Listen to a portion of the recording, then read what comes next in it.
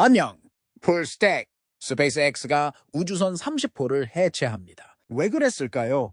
발사먼트 B는 대규모 작업을 보고 스타팩토리가 확장되고 사무실 건물에 작별 인사를 하고 팔컨 9는 불과 3개월 만에 세 번째 사고를 겪고 FAA는 어떻게 생각하고 스페이스X는 올해 가장 야심찬 임무를 발사할 준비를 하고 있습니다. 바로 들어가 보겠습니다. 스타즈 업데이트. 이번 주에도 스타베이스에서는 또 한 번의 엄청난 사건이 발생했습니다. 가장 눈에 띄는 것부터 시작하겠습니다. 전체 스택이 어디로 사라졌나요? 스페이스X는 로켓을 한 달 반 동안 완전히 쌓아두고 싶지 않았던 것 같습니다. 그 결과 30일 스페이스X는 우주선 30호의 플랩 바로 아래에 젓가락을 배치한 다음 다시 한번 공중으로 발사했습니다. 그 후 다시 지상으로 내려왔습니다. 그 후 짧은 시간 안에 핫 스테이징 링을 LR-1전 크레인에 부착한 후 부스터에서 분리했습니다. 같은 날 나중에 부스터 운송 스탠드는 롤링하여 생산 현장으로 다시 운반되었습니다. 잠깐만요. 뭔가 빠진 게 없나요? 스페이스X가 부스터 위에 있던 모든 것을 제거했음에도 불구하고 부스터 셀2 자체는 당분간 발사 플랫폼에 계속 장착될 것으로 보입니다. 스페이스X는 단순히 부스터 자체에 대한 스트레스 완화를 의도했거나 단순히 두 가지를 동시에 롤백하고 싶지 않았을 수도 있습니다. 그럴 가능성이 있습니다. 그러나 핫 스테이징 링도 제거했다는 점을 고려할 때 스페이스X가 비행 전에 부스터에서 추가 작업을 수행해야 한다는 결론에 도달했을 가능성도 있습니다. 또 다른 가능성은 스페이스X가 추가 테스트를 할 것입니다. 5차 비행까지 최소 1개월 반이 남았기 때문에 가능한 한 많은 정보를 수집하는 것이 좋은 생각일 가능성이 높습니다. 이 모든 정보는 스페이스X가 스타쉽 프로그램을 위해 건설 중인 다른 발사대를 개선하는 데에도 활용될 수 있다는 점을 기억하는 것이 중요합니다. 하루에 여러 번 발사할 수 있도록 생산량을 늘리면서 하나의 발사대만으로는 이 프로그램을 장기간 운영하기에 충분하지 않다는 것이 점점 더 분명해지고 있습니다. 새로운 발사대 B 건설에 상당한 시간과 노력을 투자하고 있으며 최근 비행을 통해 그 아래 땅을 파기 시작한 것을 관찰할 수 있었습니다. 이전 발사대와 달리 이 발사대에는 발사 초기 단계에서 발사대나 발사체가 과도한 손상을 입는 것을 방지하는 화염 전환기가 장착될 예정입니다. 이 때문에 화염 전환기를 더 위로 건설하려면 더 많은 자원이 필요하고 이 발사 단지에서 부족한 귀중한 토지를 차지할 것이 분명하기 때문에 이 위치에서 땅을 파내야 합니다. 지금까지 화염 전환기의 1차 트렌치는 약간의 관심과 노력만 기울였을 뿐입니다. 대신 최근에 수행된 대부분의 작업은 스페이스X가 지난 한 달 동안 건설한 두 개의 시트 파일, 벽 사이에 위치한 이 바깥쪽 섹션을 따라 집중적으로 이루어졌습니다. 이 지점에서 보면은 스페이스X가 이미 상당한 영역을 굴착했다는 것을 알 수 있습니다. 부스터와 우주선으로 추진제를 쉽게 운반하기 위해 적절한 배관을 연결하기 위한 목적으로 상품 트렌치로 활용될 것입니다. 스페이스X는 갇혀 있을 수 있는 지하수와도 싸워야 하기 때문에 이 장소의 작업은 상당히 느린 속도로 진행될 것으로 예상됩니다. 수면이 땅에서 불과 몇 피트 아래에 있기 때문에 이 작업은 다소 어려울 수 있습니다. 이 작업이 진행되는 동안 다른 곳에서는 이 패드를 위한 지상 지원 하드웨어 작업이 빠른 속도로 진행되고 있습니다. 몇 주 전, 스페이스X는 새로운 발사대와 추진제 탱크 팜 사이에 거대한 터널을 굴착하는 작업을 시작하여 패드 B와 새로운 발사대를 연결하기 위한 작업을 시작했습니다. 그리고 이 시점에서 파이프를 추가한 후 다시 한번 트렌치를 덮었습니다. 이 시점에서 탱크팜은 완전히 연결되지 않았습니다. 아직 첫 번째 지역일 뿐이지만 완전히 연결되기까지는 그리 오래 걸리지 않을 것입니다. 타워 및 퀵 디스커넥트, 업그레이드. 이 모든 파이프 작업은 공기분리 플랜트에도 연결될 가능성이 높습니다. 스페이스X는 현장에서 질소와 산소를 생산하자마자 바로 탱크팜에 추가할 수 있습니다. 스페이스X가 화염 전환기와 지상 지원 장비에 대한 모든 작업을 진행하면서 아직 언급하지 않은 부분이 하나 있습니다. 바로 타워입니다. 이 모듈을 제작하고 쌓을 때만 해도 주요 구조빔은 무게를 줄이기 위해 속이 빈 금속 조각에 불과했습니다. 하지만 타워를 쌓은 이후 스페이스X는 강도를 높이기 위해 콘크리트로 채우기 시작했습니다. 스페이스X는 타워를 쌓은 직후부터 이 작업을 시작했으며 타워에 얼마나 높은 곳까지 채웠는지는 알기 어렵지만 일부 모듈에는 아직 콘크리트가 채워지지 않았을 가능성이 높습니다. 콘크리트가 경화될 시간을 확보하기 위해 층층이 쌓아야 하기 때문에 이 작업은 가장 시간이 많이 걸리는 공정 중 하나라고 할 수 있습니다. 물론 타워에서 아직 빠진 가장 확실한 부분은 캐치암과 선박 퀵 디스커넥트입니다. 이 부품들을 보려면 산체스 현장으로 가야 하는데 그곳에서 보관 및 작업 중이기 때문입니다. 최근 상공에서 내려다본 덕분에 이 두 장비가 꽤 많은 작업을 거쳤다는 것을 알 수 있었습니다. 젓가락부터 시작해서 스페이스X가 준비해온 업그레이드 작업이 순조롭게 진행되고 있음을 알 수 있습니다. 용접 라인과 응력 지점이 준비되고 있으며 일부 섹션은 이미 보강제를 받았습니다. 이는 타워 A에 암에 추가한 것과 거의 동일하며 지상에서 추가하는 것이 암을 쌓은 후에 추가하는 것보다 훨씬 쉽고 빠를 것입니다. 또한 타워 A에서와 마찬가지로 스페이스X는 이 젓가락의 범퍼를 제거했는데 그 이유는 단지 보강을 위한 것이며 스페이스X는 테스트에 범퍼가 불필요했기 때문에 범퍼 없이 테스트를 수행했을 뿐이라는 것을 알 수 있습니다. 따라서 조만간 다시 추가될 예정입니다. 이 보강제도 이 파리 타워가 아닌 지상에 있는 이유일 가능성이 높습니다. 하지만 팔 바로 위를 보면 마지막 빠진 조각을 볼 수 있습니다. 우주선이 빠르게 분리된 것입니다. 타워의 이 조각이 어디에 있는지 몇 달 동안 궁금해하고 추측한 끝에 마침내 그 모습을 드러내기로 결정했습니다. 처음에는 한두 조각이 들어오는 것을 보았지만 이제는 거의 모든 조각이 들어왔고 우리가 상공을 비행하는 동안 스페이스X가 조립 중이었습니다. 여러분, 스페이스X가 가져온 부품을 보면 첫 번째 타워의 SQD와 거의 동일하게 생겼음을 알 수 있습니다. 그럼 업그레이드 없이 같은 디자인으로만 출시되는 건가요? 꼭 그렇지는 않습니다. 지금까지 스페이스X는 대부분의 부품을 가져왔지만 전부는 아닙니다. SQD는 실제로 두 가지 주요 구조로 구성되어 있습니다. 첫 번째는 여기서 볼 수 있는 구조입니다. 타워에 가깝고 SQD의 주요 구조물 역할을 합니다. 다른 부분은 우주선에 더 가깝고 발사 시 화염에 훨씬 더 가깝고 일반적으로 가장 많은 수리가 필요하기 때문에 변경사항이 있을 경우 대부분 이 부분에 있을 가능성이 높습니다. 이렇게 움직입니다. 제 생각에는 매번 발사 후 타워 A가 스페이스 X에 문제를 일으켰던 것을 감안할 때 스페이스 X가 타워 A와 타워 B의 우주선 퀵 분리 사이에 동일한 디자인을 유지하기로 결정했다면 조금 이상할 것 같습니다. 하지만 좀 더 지켜봐야 할 것 같습니다. 그리고 몇 가지 새로운 정보 덕분에 더 이상 기다릴 필요가 없을지도 모릅니다. 이제 중요한 소식이 있습니다. 이걸 들어보세요. 국제우주정거장으로 크루마일을 발사하는 동안 스페이스X의 해설자는 우주선을 위한 새로운 발사대가 2025년 초까지 완공될 것이라고 밝혔습니다. 이제 카운트다운을 시작하겠습니다. 스페이스X는 주요 부품을 설치한 후 발사대와 타워에 많은 작업을 수행해야 하기 때문에 주요 구조물은 연말 이전에 완공될 가능성이 높습니다. 발사 마운트와 같이 서둘러야 하는 부분도 있는데 드디어 부품이 배송되기 시작했습니다. 며칠 전에는 새로운 OLM 또는 궤도 발사 마운트의 코너 부품으로 보이는 부품이 산체스 현장으로 운반되어 조립 스탠드로 추정되는 곳에 들어 올려지는 등 더 많은 부품이 도착했습니다. 그렇다면 앞으로 며칠 동안 이 새로운 발사대가 형태를 갖추기 시작할 것이고 마침내 어떤 모습일지에 대한 아이디어를 얻을 수 있을 것입니다.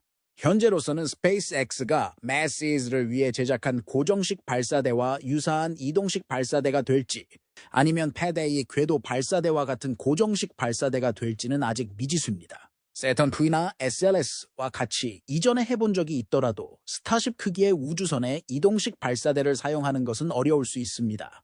하지만 수리가 쉽고 부스터와 우주선이 착륙할 때 손상을 피하기 위해 이동시킬 수 있는 등 다양한 이점이 있습니다. 아마도 가장 중요한 장점은 여분의 발사 마운트가 있다는 점일 것입니다. 빠른 발사 케이던스 누구 있나요?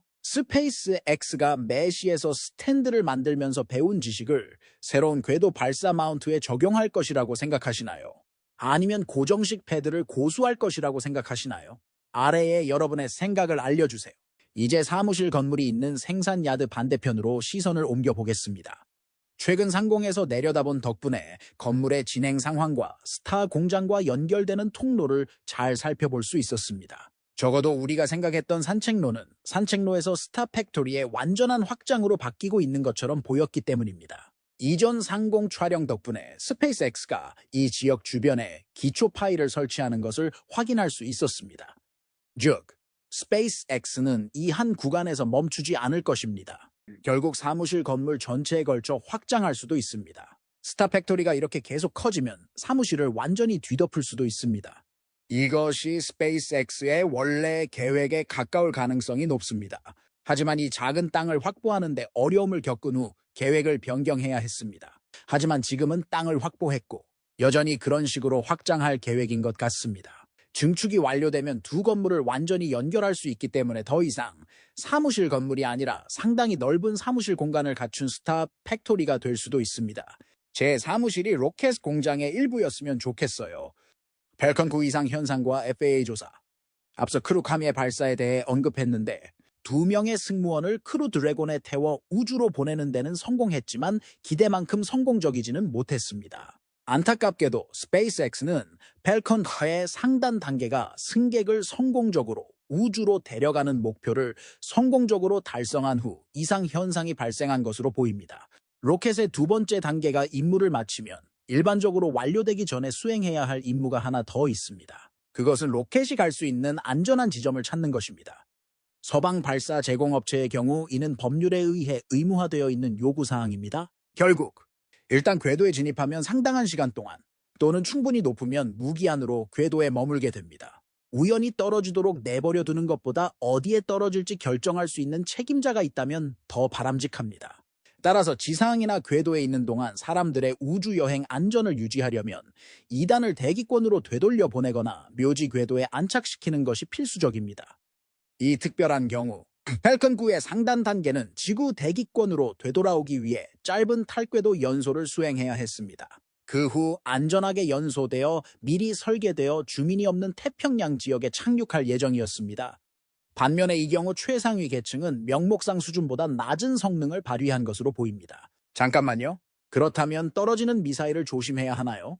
다행히도 전혀 그렇지 않습니다. 이 특별한 사례의 경우 명목상 의미에서 벗어났다는 것은 단순히 성능이 약간 떨어지고 이미 재진입했다는 것이며 조나단 맥도웰의 특정 계산 덕분에 우리는 그 충돌 위치가 여전히 주민이 전혀 없거나 전혀 없는 태평양 지역에 있었다는 것을 알고 있습니다. 이 일을 훔칠 수 있는 위협은 없습니다. 예상대로 미국 연방항공청 FAA는 사건 발생 직후 성명을 발표하고 명목상 화재로 인해 일반 대중의 부상이나 재산 피해가 발생하지 않았으며 허가된 지역을 조금 더 벗어나 재진입했을 뿐이라고 밝혔습니다. 이 이상 현상으로 인해 미국 연방항공국 FAA에서 조사를 실시해야 하며 이에 따라 스페이스X의 펠컨 9는 일정 기간 동안 비행이 금지될 예정입니다. 지난 3개월 동안 펠컨 9에 착륙한 것은 이번이 세 번째입니다. 8월에 발생한 부스트의 착륙 실패와 7월에 실제로 임무 실패로 이어진 두 번째 단계의 공칭, 외 연소가 앞서 두 차례의 착륙의 원인이었습니다. 이 두 사건은 모두 8월에 발생했습니다. 이 두 사건이 어떤 식으로든 연관성이 있는지 궁금합니다. 안타깝게도 스페이스X가 재진입 화상을 표시하지 않아서 정확히 무엇이 잘못되었는지 확인할 방법이 없습니다. 사실 엔진이 계획에 없던 빠른 속도로 분해되었다고 하더라도 공식 성명을 받기 전까지는 상황을 알 수 없습니다. 하지만 펠컨 9은 착륙했습니다. 의심할 여지 없이 미국 연방항공청 FAA 이 문제에 대해 느리게 대처할 것 같죠. 솔직히 말해서 그렇지 않을 가능성이 높습니다. 스페이스X와 다른 많은 회사가 최근 특히 스타쉽과 관련하여 연방항공청 FAA에 불만을 제기했음에도 불구하고 FAA는 현재 펠컨 5에 관해서는 기름칠이 잘 된 기계처럼 작동하고 있습니다.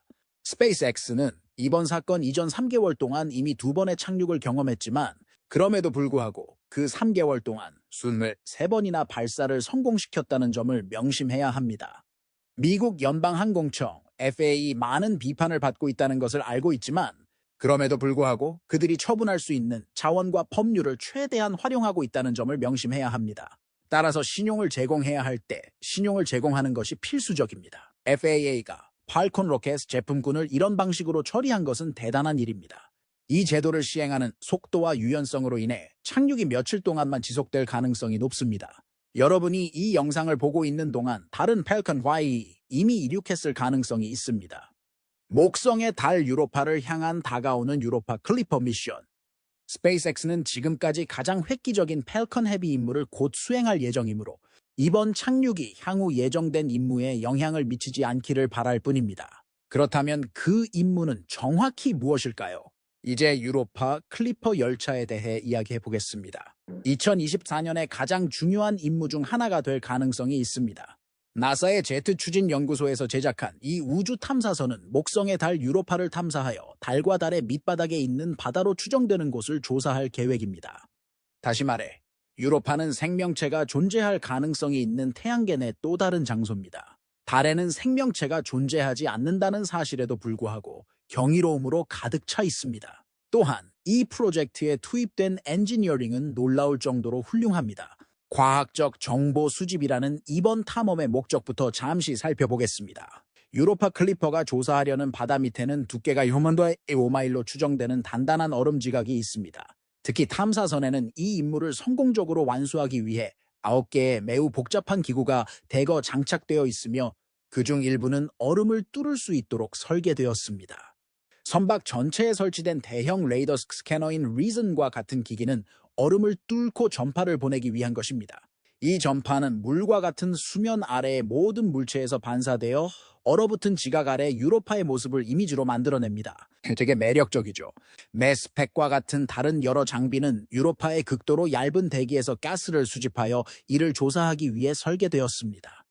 반면에 유로파 클리퍼는 약간의 어려움을 겪고 있습니다. 유로파 클리퍼가 여행하는 목적지가 그리 반가운 곳이 아니기 때문입니다. 목성은 우리 태양계에서 가장 큰 자기장을 가진 행성이며 태양계에서 가장 큰 행성이기도 합니다. 지구에서는 이미 알고 있는 사실이지만 자기장이 있다는 것은 유익할 수 있습니다. 결과적으로 자기장은 태양 복사의 유해한 영향으로부터 우리를 보호하고 이 작은 파란색 점 위에서 우리가 계속 살아갈 수 있게 해줍니다. 그러나 지구 주변이나 강력한 자기장을 가진 다른 행성 주변을 여행할 때 표면에서 보호받는 방사선은 우주 더 깊은 곳에 위치한 자기장층에 갇힐 가능성이 있습니다. 이러한 장소를 가리켜 밴 앨런 벨트라고 합니다. 아폴로 우주 비행사들이 달로 가는 길에 이 벨트를 통과해야 했고 그 결과 옷이 젖었다는 이야기를 들어본 적이 있으신가요? 이 현상은 목성에서 극단적으로 나타나며 목성의 위성 중 상당수가 체르노빌을 스파처럼 보일 정도로 높은 방사능에 노출되어 있습니다. 안타깝게도 방사선은 사람뿐만 아니라 전자기기에도 해로운 경우가 많습니다. 유로파 클리퍼도 마찬가지입니다. 프로브를 작동하는 데 사용되는 민감한 코딩은 이러한 괴너지 입자에 의해 완전히 파괴될 수 있습니다. JPL 합동추진연구소는 이 탐사선을 방사선에 매우 강하도록 제작했습니다. 하지만 엔지니어들의 모든 노력에도 불구하고 유로파 클리퍼는 고방사선 환경에서 짧은 시간 동안만 생존할 수 있습니다. 이러한 이유로 유로파 클리퍼는 벨트에 잠시만 머무는 것이 허용됩니다. 유로파 클리퍼는 탐사선이 달 궤도를 도는 것이 아니라 목성 궤도를 안전한 거리에서 빠르게 비행하며 유로파를 지나거나 클리핑하기 때문에 프로젝트에 붙여진 이름입니다. 이것이 바로 이 미션이 유로파 클리퍼라고 불리는 이유입니다. 이를 통해 과학자들은 가능한 가장 긴 시간 동안 가능한 한 많은 데이터를 수집하여 표면 아래 바다의 영향을 받을 수 있는 표면의 변화를 볼 수 있을 것으로 생각됩니다. 정말 놀라운 일이죠. 태양 전지파는 이 탐사의 유일한 전기 공급원이며 목성과 태양의 거리를 고려하면 매우 도전적인 시도입니다. 이것은 이번 여행의 또 다른 놀라운 세부 사항입니다. 태양광 패널의 길이가 100피트 이상이어야 하는데 이는 10층짜리 건물과 맞먹는 크기입니다. 이러한 모든 요인으로 인해 우주선이 발사될 때 13,000파운드가 넘는 엄청난 무게가 발생하게 됩니다. 이 엄청난 무게로 인해 유로파 클리퍼는 나사가 지금까지 시도한 행성 간 탐사선 중 가장 무거운 탐사선이 되었습니다. 이 임무를 완수하기 위해서는 이전에 나사의 또 다른 야심찬 임무인 세이키에 사용되었던 사이드 부스터를 포함하여 3개의 로켓을 모두 사용해야 하므로 팰컨 헤비의 능력은 그야말로 극한에 달하게 됩니다. 또한 부스터를 모두 소진하더라도 목성에 도착하는 데 약 6년이 걸릴 것으로 예상되는데 유로파 클리퍼 우주선의 가격이 제임스 웹 우주망원경의 절반에 해당하는 약 50억 달러에 달하기 때문에 이 모든 열망은 가격표가 없는 것은 아니었습니다. 이 여행이 우리에게 완전히 새로운 세계, 이 경우에는 달을 소개할 수 있는 잠재력을 가지고 있다는 점을 고려하면 이 모든 노력이 그만한 가치가 있다는 것은 분명합니다. 유로파의 액체 상태의 물을 수년간 조사할 예정인 유로파 클리퍼가 어떤 신비를 밝혀낼지 궁금할 뿐입니다. 제로에서 우리는 물이 있는 곳이면 어디든 생명이 있다는 것을 알고 있습니다. 유로파 클리퍼가 어떤 비밀을 밝혀낼지 궁금합니다. 달력에 표시해 두었다가 10월 10일로 예정된 가장 빠른 발사 시기를 놓치지 마세요. 또한 이 멋진 프로젝트가 비행할 수 있는 기회가 주어질 때까지 앞으로 몇 주 동안 추가로 발생할 수 있는 출시 일정에 대해서도 주시해 주세요. 영상을 시청해 주셔서 감사합니다.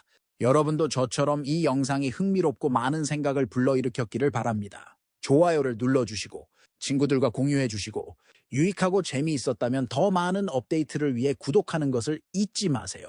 여러분의 성원은 채널을 확장하는 데 큰 도움이 되며 다음에 업로드할 영상에서 더 많은 것을 여러분과 공유할 수 있기를 기대합니다. 또한 댓글 섹션에서 여러분의 생각을 공유해 주시면 감사하겠습니다. 오늘 논의되는 주제에 대한 여러분의 의견을 듣고 싶습니다. 어떻게 지내시나요?